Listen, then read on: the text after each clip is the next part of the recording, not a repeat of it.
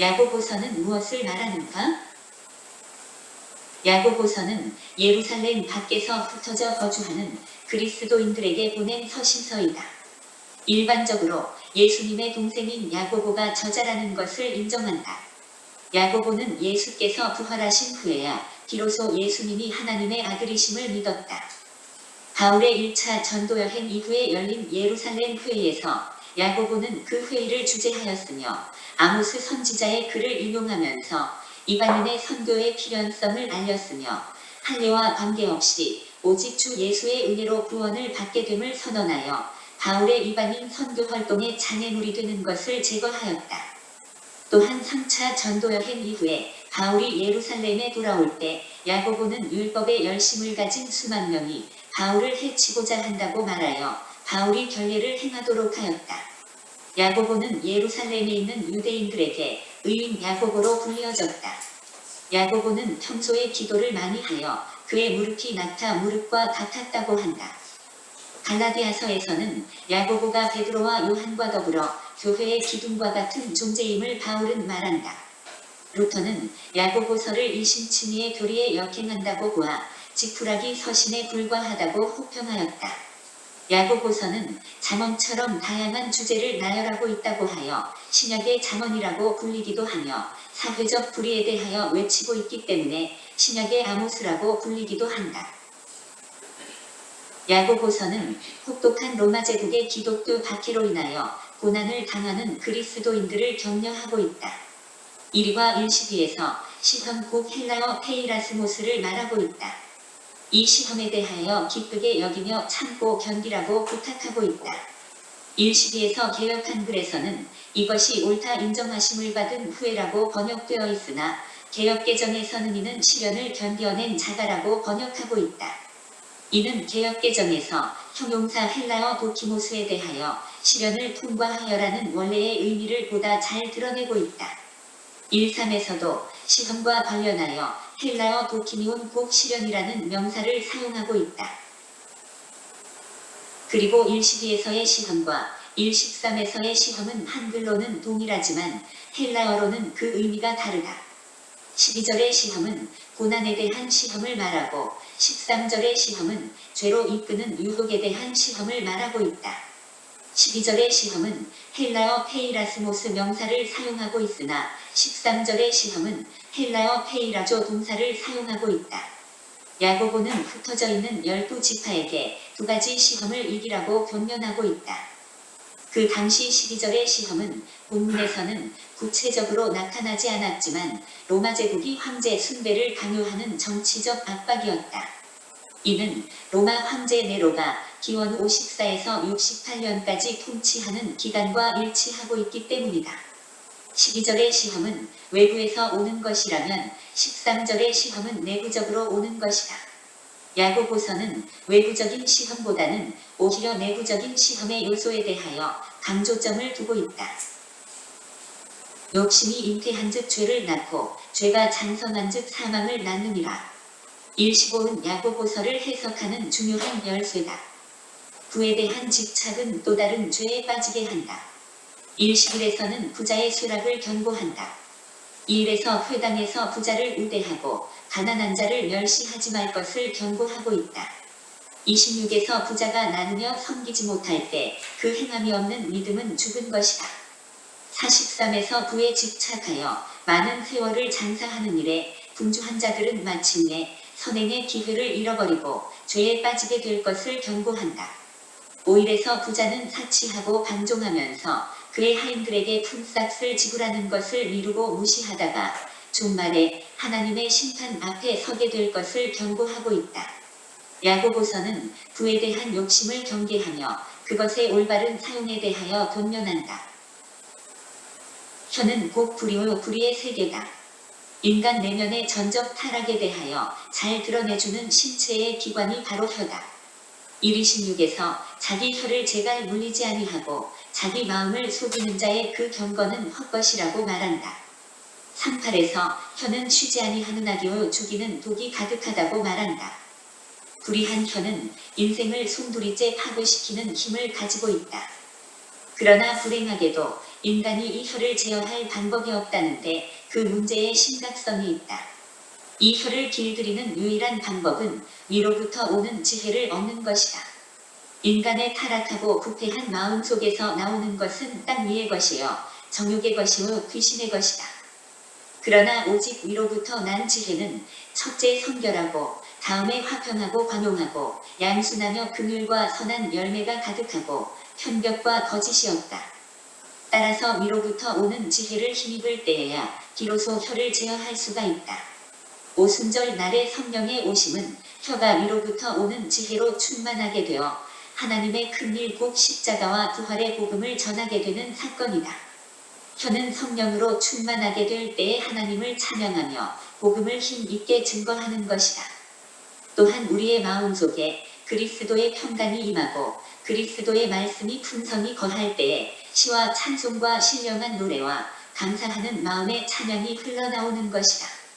위로부터 오는 지혜를 얻을 때 혀는 형제들을 비방하지 아니하며 하늘로나 땅으로나 아무 다른 것으로 맹세하지 아니하며 말하기도 더디하고 성내기도 더디하며 남을 업신여기는 말을 금한다.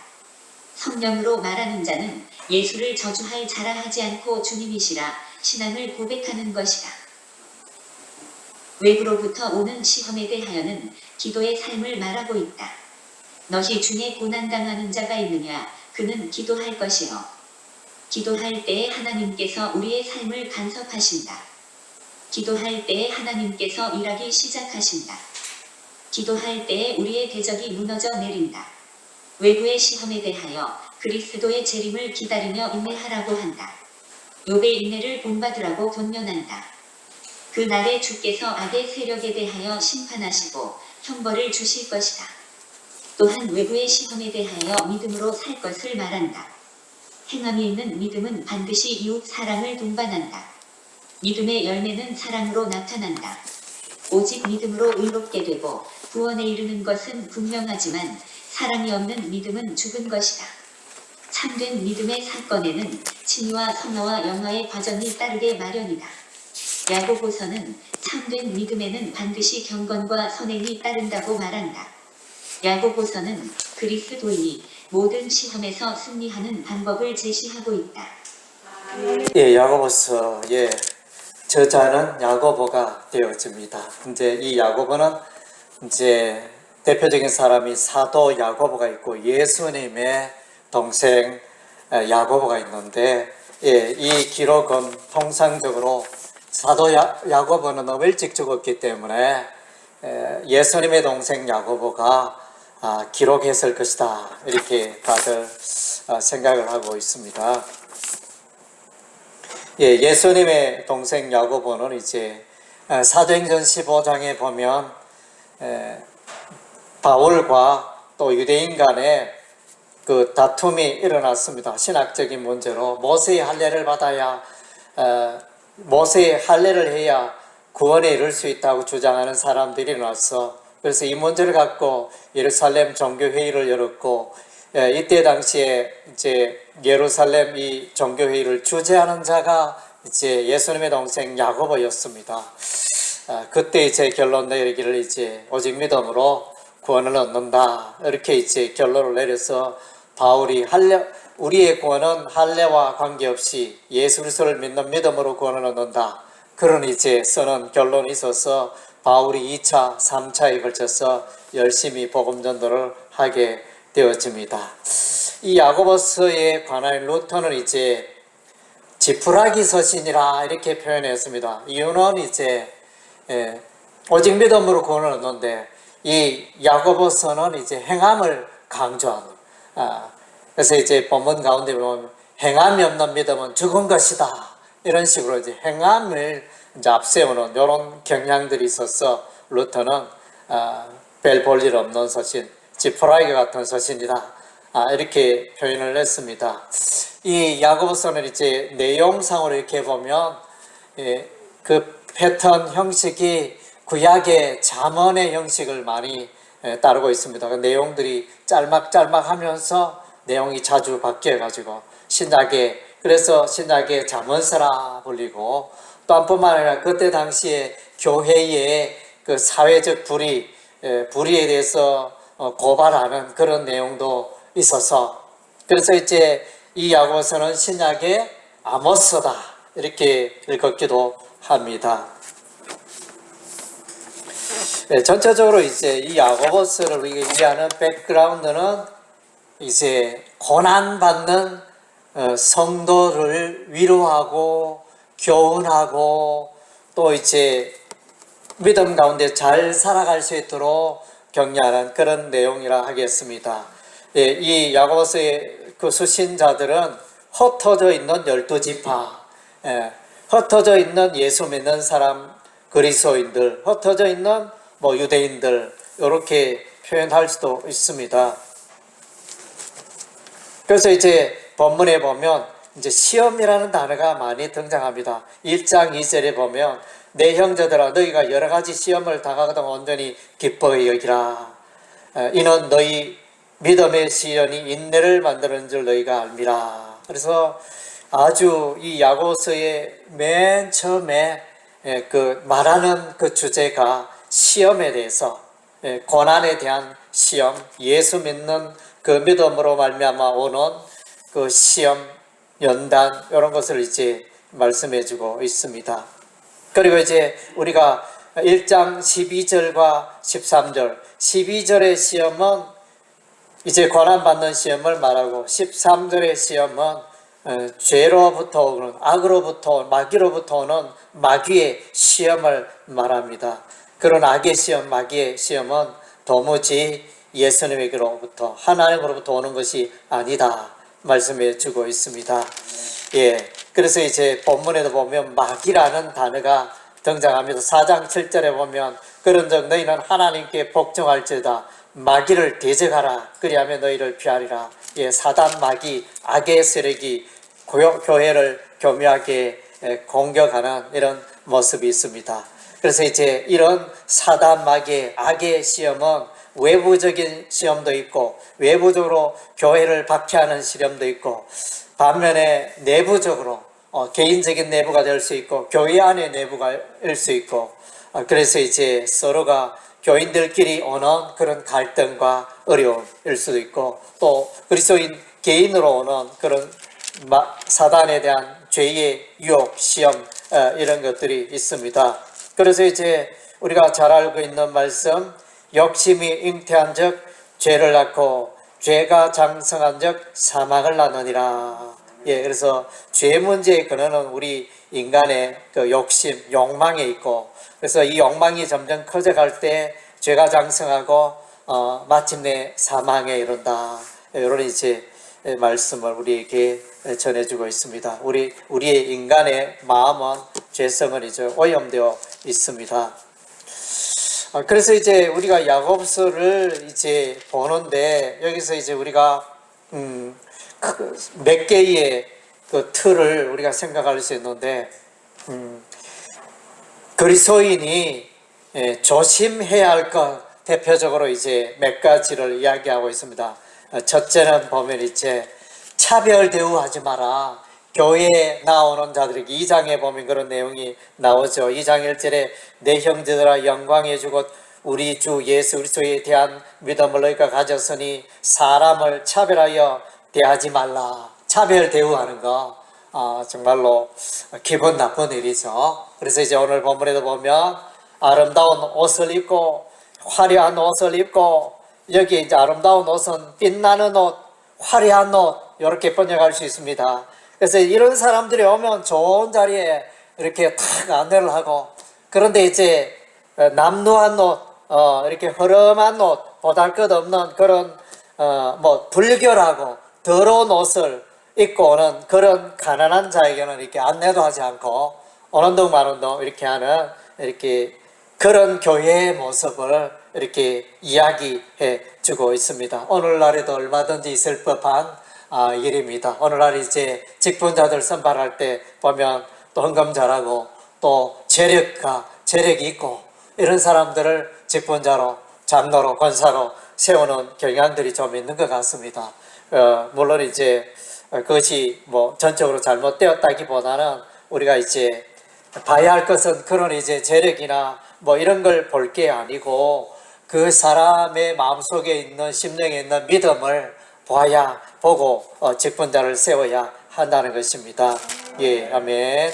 예, 그리고 이제 야고보서의 특징 중에 하나는 말에 대해서, 말 사용에 대해서 잠언서처럼 많이 경고해 주고 있습니다. 먼저는 1장 26절에 보니까 누구든지 스스로 경건하다 생각하며 자기 혀를 제갈 물리지 아니하고 자기 마음을 속이면 이 사람의 경건은 너 것이라. 혀를, 말 사용을 잘해야 한다는 것입니다. 왜냐하면 우리의 심령이 부패하고 오염되어 있기 때문에 그대로 말해버리면 그 말들이 나는 자유롭고 나는 편할지 모르나 듣는 상대방은 상당히 피해를 입기가 쉽습니다. 왜냐하면 우리의 마음속에는 쉬지 않은 악이 있고 악독들이 가득해가지고 그대로 뱉어버리면 문제가 됩니다. 그래서 이제 3장 2절에 우리가 다 실수가 많으니 만일 말에 실수가 없는다면 곧 온전한 사람, 능히 온몸도 굴레시거라. 그러니까 말에 실수가 없는 사람 이 세상에 아무도 없습니다. 말하다 보면 다 실수가 있고 결점이 있고 그렇습니다. 흠 잡힐 수밖에 없습니다. 특별히 정치인들 이렇게 보면 누가 대통령이 된다, 누가 대통령 후보다 이러면 그 사람의 과거를, 말을, 공약을 다 까버리니까 거기에 이렇게 약점이 안 드러날 수가 없죠. 예, 누구에게나 책 잡힐 수밖에 없습니다. 예, 그래서 완벽한 사람, 말에 온전한 사람은 아무도 없습니다. 그래서 이제 이 말을 잘 제어하고 지혜롭게 하는 게 참 쉽지 않은 것 같습니다. 그래서 이제 이 말을, 혀를 컨트롤하는 것은 사람이 할 수 없고 오직 성령께서, 하나님만이 이 말이나 혀를 이렇게 제어하고 절제하게 한다는 것을 말씀해 주고 있습니다. 예. 그래서 이제 배를 보라 4절에 그렇게 크고 광풍에 밀려가는 것을 지극히 작은 키로서 사공의 돛대로 운행하니. 예, 배를 움직이는 키가 있다. 그래서 동으로 가기도 하고 서로 가기도 하고, 예, 그렇게 하는 것처럼 혀도 이제 그렇게 운행하는 게 필요하다. 예, 3절에 보면 말들의 입에 재갈 몰리는 것, 그래서 이렇게 굴레를 씌움으로, 말의 입에 굴레를 씌움으로 사람이 원하는 대로 말이 이끌려 가듯이, 예, 그래서 이제 우리의 말도 이 컨트롤이 필요한데 사람의 힘으로 아니고, 예, 오직 하나님의 힘으로 가능하다. 그래서 6절에 보면 혀는 곧 불이요 불의의 세계라. 혀는 우리 지초정에서 온몸을 더럽히고 삶의 수레바퀴를 불사르나니 그 사르는 것이 지옥불에서 나느니라. 말 한마디가 천냥빛을 갚는다. 말의 중요성에는, 예, 아무리 강조해도 지나치지 않죠. 그래서 많은 사람들이 말 때문에 흥하고 말 때문에 망하고, 예, 참, 예. 그래서 특별히 정치인들은 이제 말을 잘하는데 일단 말을 잘해야 뭔가 이제 리드를 할 수 있고 참 그런 부분이 되기 때문에 말은 너무너무 필요하고 중요한 것 같습니다. 그래서 이제 우리가 나의 말 사용이, 예, 상대방의 해를 끼치지 않나, 진리를 말하느냐 악을 말하느냐 우리의 입술을 우리가 돌아볼 필요가 있습니다. 그래서 이제 기자는 말하기를 내 입술에 파수꾼을 세우소서, 이런 이제 표현을 했습니다. 그리고 이제 야고보서가 강조하는 또 한 가지 그리스도인들이 주의할 것은 그 자신의 그 재물, 부를 자랑하지 마라. 그것을 이제 여러 군데 이렇게 말씀해 주고 있습니다. 2장에 차별 대우하는 것도 돈이 많고 적고 그것 때문에 사람을 업신여기는 이런 경향들이 나타났고, 1장 10절에 보면 부한 자는 자기의 낮아짐을 자랑할지니 이는 그가 풀의 꽃같이 지나갑니다. 예, 부는 지나가는 것이다. 잠깐 있는 현상이다. 성경에서 계속 부에 대해서, 재물에 대해서, 부자에 대해서 이렇게 말하고 있습니다.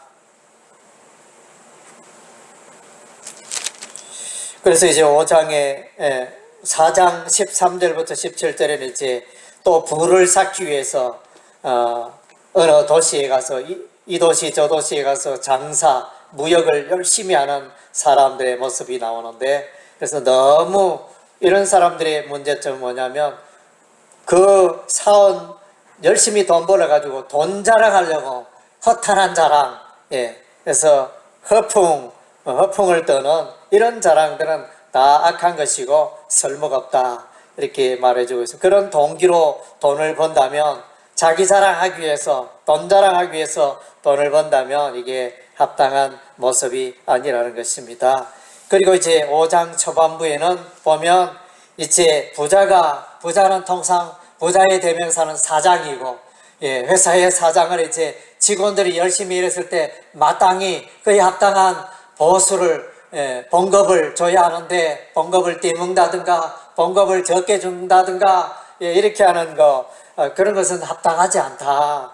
그래서 이제 여기 보면 이렇게 부자가 그렇게 장깨를 부려가지고 자신만의 배를 불리고 취득하는 이런 모습을 이렇게 경고해 주고 있습니다. 그래서 너희가 생각할 때 과연 그 부가 정직하게 올바른 방법을 했느냐, 아니면 사람의 노동을 착취하고 거짓된 방법으로 부를 착취하지 않았느냐, 그것에 대하여 말씀해 주고 있습니다.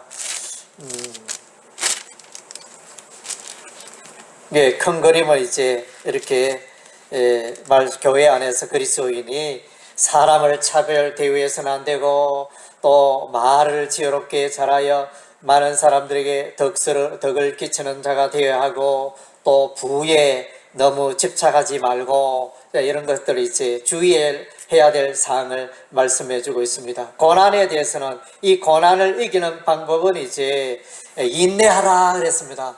인내하라, 이 말을 오래 참으라, 끈질기게 오래 참으라, 이렇게 말씀해 주고 있습니다. 또 그 가운데 한 가지의 방법은 기도하라. 고난을 이기는 방법이 기도하는 것입니다. 야고보 자신도 기도를 너무 열심히 하여 낙타 무릎이라는 그런 이제 별명, 자신의 그 기도하는 무릎이 낙타 무릎처럼 이렇게 살이 굳어지고 하는 이제 아주 기도의 습관이 형성돼서 그런 일이 일어난 거죠.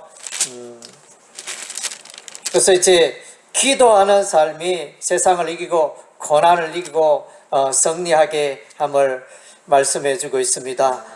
1장 5절에 보면 너희 중에 누구든지 지혜가 부족하거든 모든 사람에게 후히 주시고 꾸짖지 않으시는 하나님께 구하라, 그리하면 주시리라.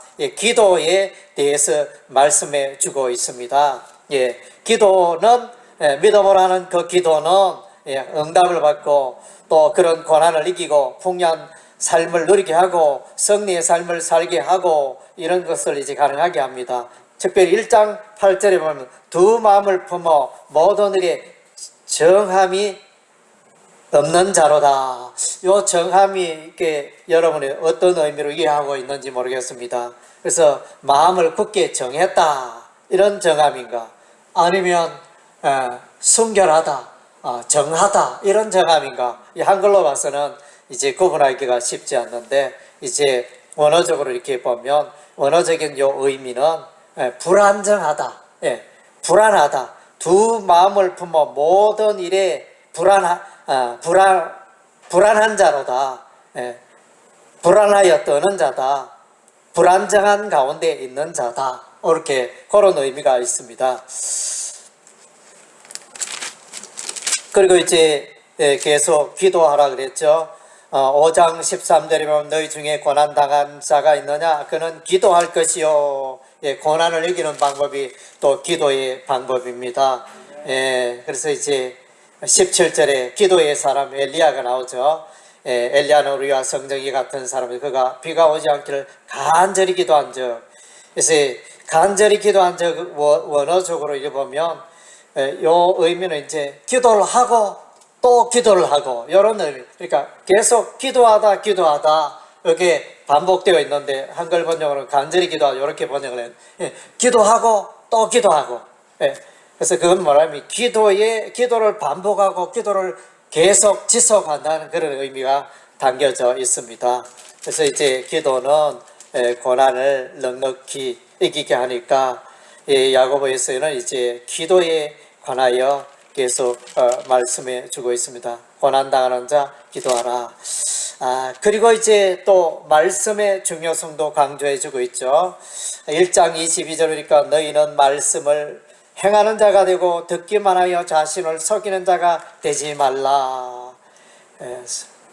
25절에 자유하게 하는 온전한 율법을 들여다보고 있는 자는 듣고 잊어버린 자가 아니고 실천하는 자니 이 사람은 그 행하는 데 복을 받으리라.